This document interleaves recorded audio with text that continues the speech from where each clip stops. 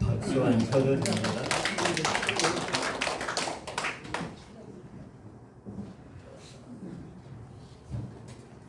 제가 한 일이 없어요. 그래도 프로필을 올리라 해서 억지로 꾸며봤습니다.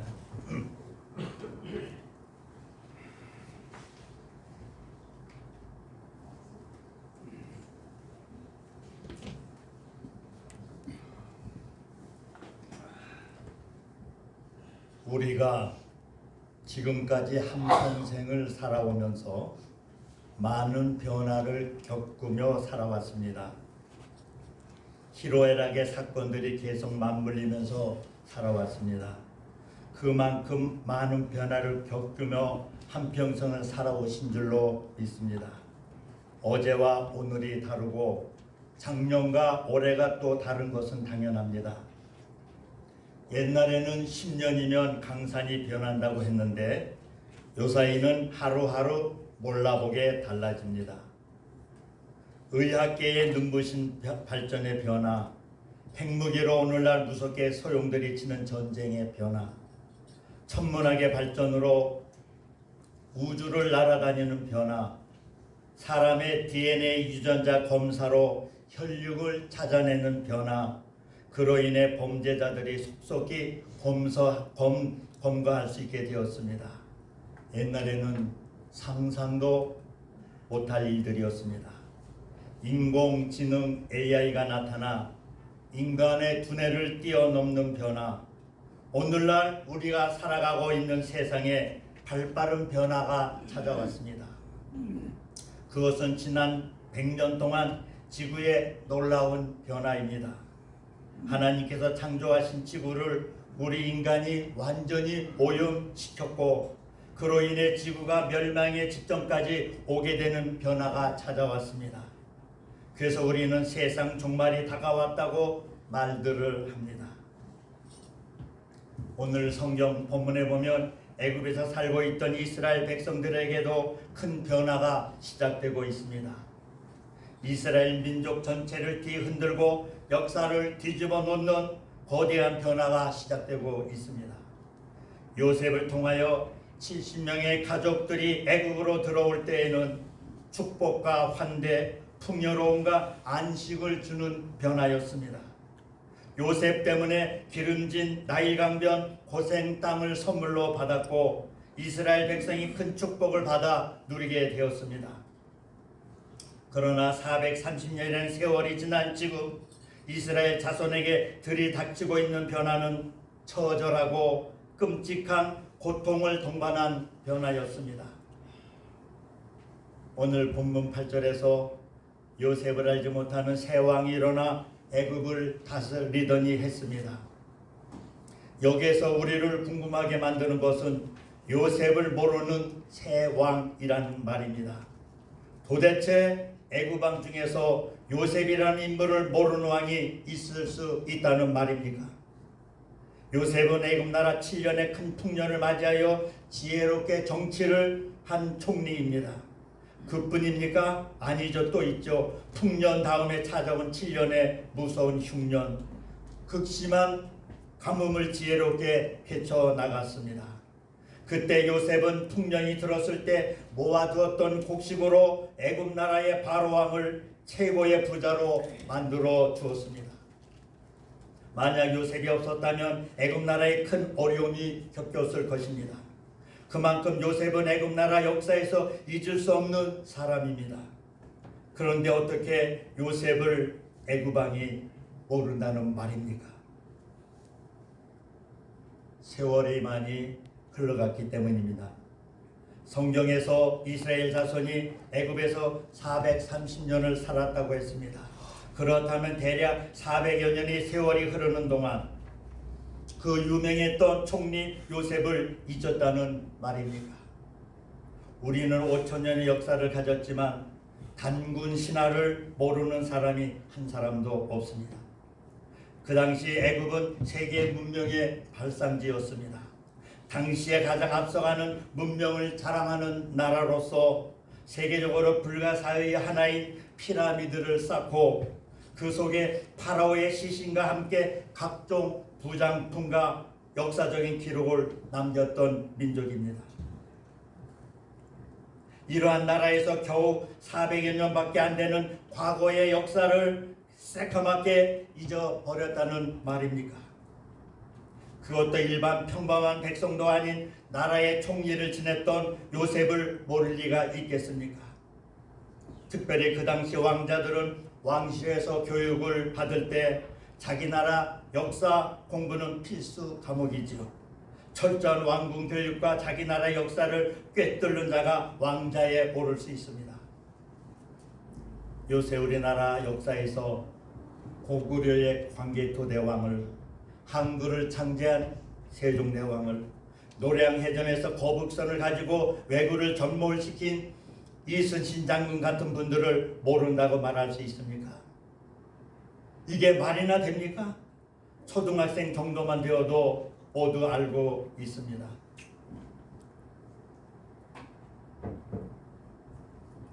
그러면 지금 대한민국 윤석열 대통령께서 이러한 분들을 모른다고요? 광개토대왕과 세종대왕과 이순신 장군 같으신 분들을 모른다고 하면 여러분들은 믿을 수 있겠습니까? 초등학생들도 모두 알고 있는데 대통령께서 이러한 분들을 모른다고요?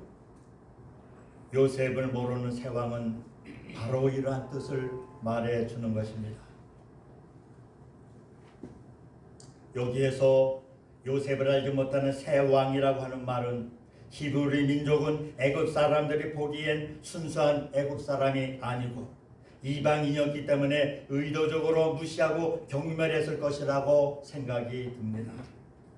여기서 우리는 요셉이 총리였던 사건을 다시 한번 생각해 봐야 하겠습니다. 요셉은 애굽 사람이 아니었습니다. 거기다가 요셉은 몸값을 지불하고 팔려온 노예였습니다. 그리고 비록 누명을 쓰긴 했지만 죄를 짓고 옥살이를 하던 죄수였습니다. 이러한 요셉을 꿈 해석 한번 시원하게 했다고 왕 다음 가는 자리인 총리 자리에 덜컥 앉힐 수가 있겠습니까?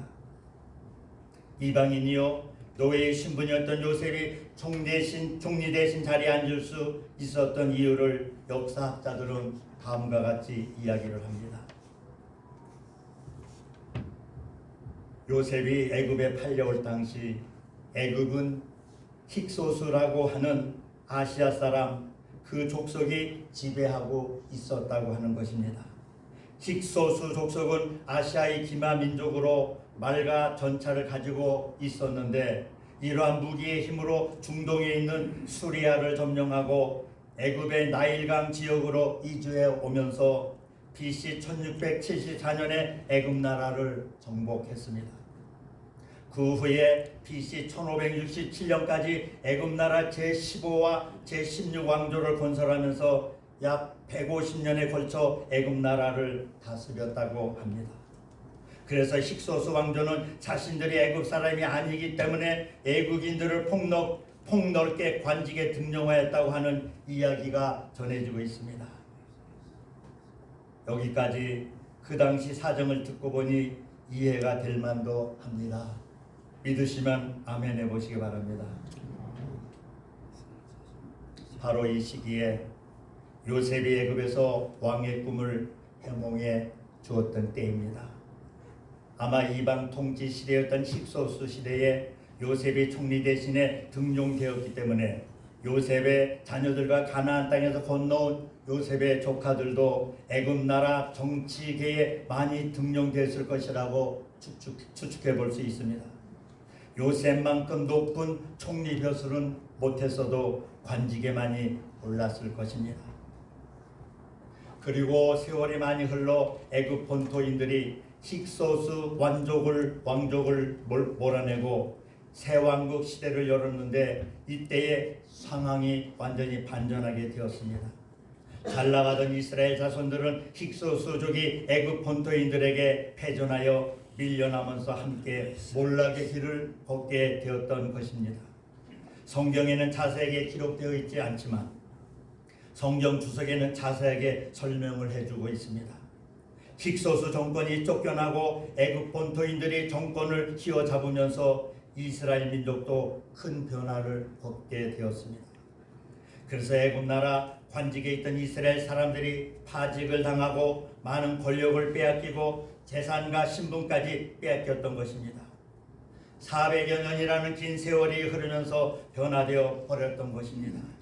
그래서 이스라엘 백성들은 처절한 노예의 삶이 되었고, 그래 진흙을 이겨서 벽돌을 만들고 국보성 비돔과 람셋을 건축하는 힘든 일, 가장 천한 일을 담당했던 것입니다. 믿으십니까? 오늘 우리가 본문에서 깨달을 수 있는 사실은 말씀의 제목처럼 하나님의 백성은 학대받을수록 더욱 번성하는 사실입니다. 오늘 본문 12절에서 그러나 학대를 받을수록 더욱 번성하여 퍼져나가니 했습니다. 이것이 하나님의 자녀들의 특징입니다. 본문 7절에서 이스라엘 자손은 생육하고 불어나 번성하고 매우 강하여 온 땅에 가득하게 되었더라고 했습니다. 이스라엘 백성들이 생육하고 불어나고 번성하고 강해졌다고 하는 것입니다. 생육하다는 말은 건강한 나무가 풍성한 열매를 주렁주렁 많이 결실하는 뜻입니다. 불어난다고 하는 것은 물고기처럼 꿈틀거리고 생기있게 우글거린다고 하는 뜻이 있습니다. 번성하다라고 하는 뜻은 기하급수적으로 늘어나는 것을 뜻합니다. 강대하다는 그 힘을 측량할 수 없을 정도로 강해졌다고 하는 말입니다. 이스라엘 자손이 애굽 사람들에게 공포의 대상이 될 정도로 강해졌습니다. 불어난다는 것은 기하급수적으로 늘어나는 것이라고 했는데, 기하급수적으로 늘어난다는 의미를 여러분들은 잘 알고 계시는가요? 제가 이해하기 쉽도록 여러분들에게 한 예를 들겠습니다.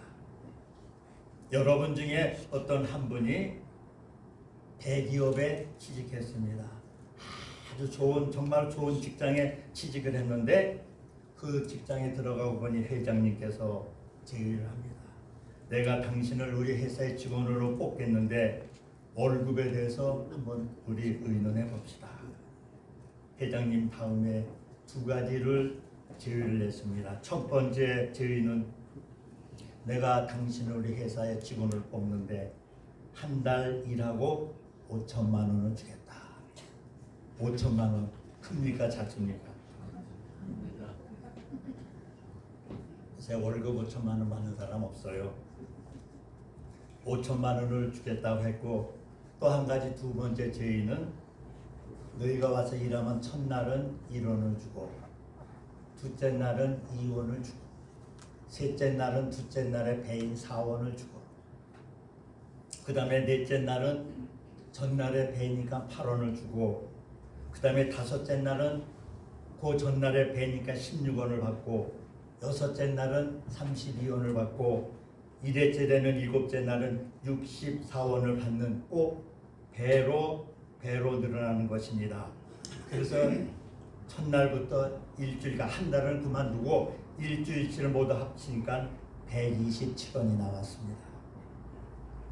어느 것을 선택하겠느냐고 지금 회장님께서 물으십니다. 한 달에 5천만 원을 받겠느냐, 아니면 매일매일 배로 늘려서 일주일치를 모두 합하니까 120원 하는 방법을 선택하겠느냐, 첫 번째냐 두 번째냐 물으십니다. 여러분들 많이 계신데 잘 아는 우리 곽성령 목사님이 질문하겠습니다. 목사님이 만약에 그 이치에 있다고 하면은 5천만 원을 받겠습니까? 1원, 2원, 4원으로 어떤 걸 선택하시겠습니까? 목사님은 의견을 말씀해 보세요. 네, 한 달에 5천만 원이라고 하는데, 네. 연봉이 6억입니다. 내가 그런 6억을 받는 연봉이 있다고 그러니까 5천만 원을 택하겠습니다. 할렐루야. 한 달에 5천만 원을 받으면 1년 12달이면 6억이 되고 연봉이 6억입니다. 지금 우리나라에서 연봉 6억 받는 사람 정말로 손에 꼽을 정도입니다. 두 번째 방법은 첫날 1원으로 시작해서 기하급수적으로 늘어나는 방법입니다. 거의 많은 사람들이 이론으로 시작하여 배로 받는다고 해야 그까짓 것 한 달 동안 얼마나 되겠느냐고 생각하고 많은 사람들이 선뜻 우리 광 목사님처럼 5천만 원 받겠습니다. 그렇게 대답합니다. 광 목사님만이 아니고 여러분들 모두가 다 두 가지 제의라면 다시 따져보자고 저 5천만 원 받겠습니다. 그걸로 낙정할 겁니다. 저 자신도 그렇게 제의가 들어오면은 저 한 달에 5천만 원 받겠습니다로 선택하겠습니다. 그러나 그것은 어리석은 생각입니다. 놀라지 마십시오. 한번 여러분 집에 돌아가셔서 전자계산기로 두들겨 보시기 바랍니다. 첫날은 1원, 둘째 날은 2원, 셋째 날은 4원, 넷째 날은 8원, 그 다음 날은 16원, 그 다음엔 32원, 그 다음에 64원 쭉 해서 30일간을 계산해 보니까 정확하게 그 숫자가 얼마인 거 아니? 10억 7,374만 1,823원이 나옵니다. 우수리 다 떼고 7억 7,300만 원을 받게 됩니다.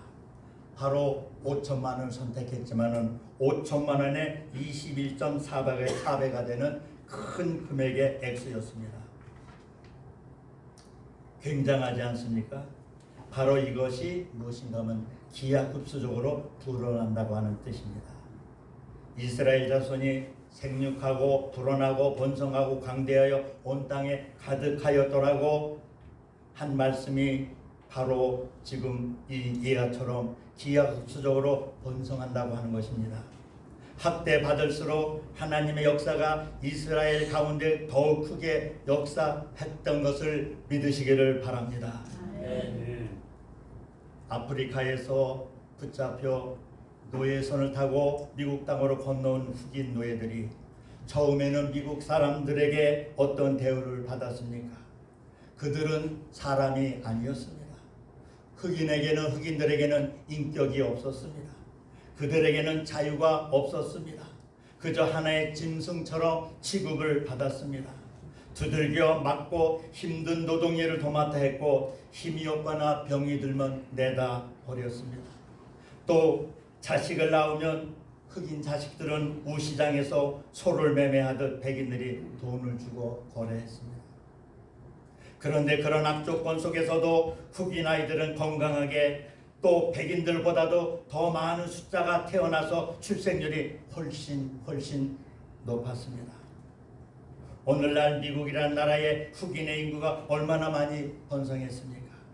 오늘날 올림픽에서 미국이라는 나라의 금메달의 영광을 안겨준 사람들이 누구입니까?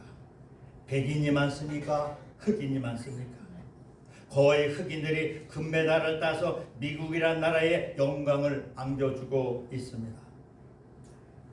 하나님의 백성에게는 학대받을수록 더욱 강하다는 오늘 말씀 제목과 내용을 마음속 깊이 생각해 보시기 바랍니다. 오늘 출애굽기 2장에 이런 말씀이 나옵니다. 네 가족 중 한 사람이 가서 네 여자에게 장가들어 그 여자가 임신하여 아들을 낳으니 그가 잘생긴 것을 보고 석 달 동안 그를 숨겼으나 더 숨길 수 없게 되매 그를 위하여 갈대 상자를 가져다가 역청과 나무 진을 칠하고 아기를 거기에 담아 나일강과 갈대 사이에 두고 그의 누이가 어떻게 되는가를 알려고 멀리 섰더니 했습니다. 모세가 출생한 그 당시 이스라엘 백성들의 처참한 참상을 말해주는 것 아닙니까? 그래서 모세가 태어났을 당시 히브리 여인들이 아이를 낳았을 때 사내 아이들은 나일강에 던져 악어나 고기밥이 되어 죽게 만들었습니다. 히브리 여인들 속에서 슬피 울며 애곡하는 소리가 메아리 쳤다고 했습니다. 여인들이 자기 아들을 나일 강가에 던져서 죽이는 끔찍한 사건입니다. 성경에서는 분명히 그렇게 말하고 있습니다. 이제 오늘 말씀의 결론을 맺으려고 합니다. 예수 믿는 우리 성도들은 고난을 받을수록 더욱 강하다는 법칙이 적용됩니다. 지난날 일제 36년 압박 속에서도 신사참배를 반대하며 신앙을 사수했습니다. 공산치하에서도 우리 신앙의 선조들은 목숨을 걸고 신앙을 사수했습니다. 초대교회 당시 핍박이 가해질수록 기독교인 숫자는 기하급수적으로 불어났다고 했습니다. 성령이 역사했던 것입니다. 로마 콜로세움에 붙잡혀 나온 기독교인들이 사자의 밥이 되어 가면서도 로마에는 기독교인 숫자가 점점 늘어난다고 하는 사실입니다. 그들은 카타콤베 지하 땅속에 굴을 파고 그 속에서 신앙을 지켰습니다. 그렇다면 오늘날 우리 한국의 현실을 우리는 올바로 바라봐야 하겠습니다. 민주당과 조국당이 야당의 숫자를 앞세우면서 이재명 한 사람을 사수하기 위해 갖은 수단과 방법을 통하여 날뛰고 있지만 그들의 패망은 곧 다가올 것입니다. 왜냐하면 정의는 살아있고 역사는 올바르게 심판을 하고 있기 때문입니다.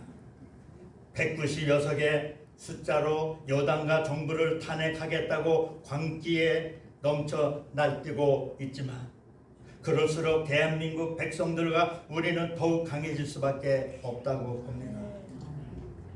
믿으면 우리 한번 크게 아멘 해보시기 바랍니다. 아멘. 우리나라를 주님이 지켜주실 줄 믿습니다. 고난을 받을수록 더욱 강하다는 말씀의 제목이 오늘날 대한민국에 크게 작용하고 크게 다가와 줄 것을 저는 분명히 믿습니다. 기도하겠습니다. 하나님 아버지, 오늘 말씀이 우리 마음에 깊이 새겨지게 하옵소서. 이 나라가 불의에 흔들리지 않고 정의에서도 꼭 승리할 것을 믿습니다. 음모와 불의가 설쳐되는 현실이지만 민주국가의 정의는 승리할 것을 믿습니다. 예수 그리스도의 이름으로 간절히 기도드립니다. 아멘.